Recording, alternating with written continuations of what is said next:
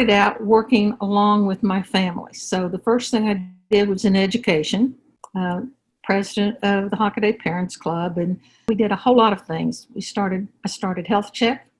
So from medicine, I went to the arts, very active with the symphony. We own a few bricks at the Meyerson with all the work we did, raising money. While I was on the board, we started AWARE. It's Alzheimer's Women's Association Resources and Education. And when we started it, mother was diagnosed in 85, and she died, 4 or 5 years later. We started it because nobody knew what Alzheimer's was. They didn't care. They were horrified. What is Alzheimer's? It's mental illness. It's this, that. We said, no, it's a disease. And the idea was to make people aware of Alzheimer's. Got a speeding ticket, had to go to the class. And a couple came in, and they were seated. They went on and on as things went by. He would say something, and she would correct him, or she would say, just a minute. And the young men in that class were horrified. She's just bossing him around.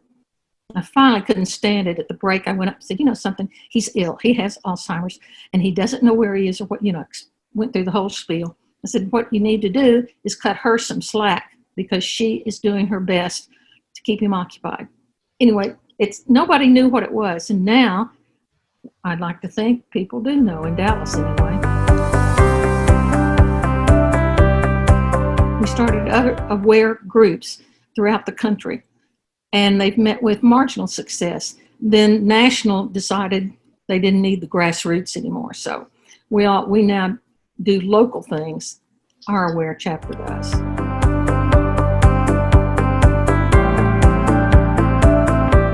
I felt guilty because we were doing fine financially, and a lot of people weren't, needed the jobs. And I thought, well, that's a pretty good excuse. I'll play a while. I'll do things. And then it turns out that the people who were working for a living didn't have time to take care of the niceties of whatever they were doing, and whether it was in education or medicine or whatever. So those of us who didn't depend on a paycheck could give our time, which is the whole thing, is having enough time to do, whether it's, just time to accomplish something. If you're working 9 to 5, I don't see people, especially women who work 9 to 5, 8 to 6, whatever, ever get it. How do you go to the grocery store? How do you do the laundry? How do you do all these things?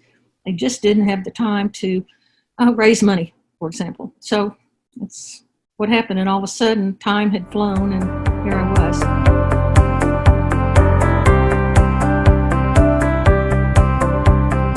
I started out on the board of Presbyterian Hospital. It was a fundraising arm. They had more boards than you could count. It was Presbyterian Hospital, and it was the fundraising arm. And I was on that. And when we built, they'd already built PVN, Presbyterian Village North, but they were going to add an Alzheimer's wing. When we were building the Alzheimer's unit at PVN, I was part of the groundbreaking. I got input. Somebody asked me what I thought. And of course I had definite ideas. You needed to set up the thing for yes. So you didn't have to tell patients no. You had to let them see when they're in the bed. They needed to be able to see the bathroom, the closet, and have no doors, nothing hidden, because that's confusing. My mother had Alzheimer's by then. And so that's where I got started. Then when we merged with Grace Presbyterian, Faith Hospice, and PVN. And I went on that board, and I still was on the Presbyterian board, and then I was on the board for the whole thing, for the whole conglomerate. And I just rotated off that a couple of years ago.